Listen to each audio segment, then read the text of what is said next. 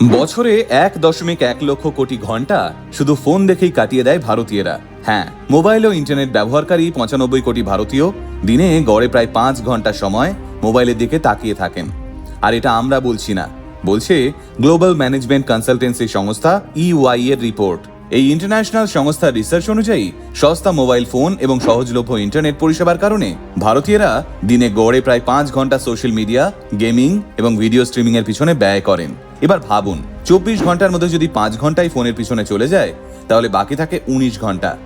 এই সময়ের মধ্যে কাজ, ঘুম, খাওয়া দাওয়া সব সারছে ভারতীয়রা। আর সেই কারণেই এই প্রথমবার টেলিভিশনকে ছাড়িয়ে ভারতের মিডিয়া এবং বিনোদন শিল্পের বৃহত্তম অংশ হয়ে উঠেছে ডিজিটাল প্ল্যাটফর্মগুলি। 2024 সালে ভারতীয় ডিজিটাল প্ল্যাটফর্মগুলো প্রায় $29.1 বিলিয়ন বিজনেস করেছে। তবে উদ্বেগের বিষয় হলো ইন্টারনেটের এই সহজলভ্যতা ভারতীয়দের ফোনের প্রতি আসক্ত করে তুলছে।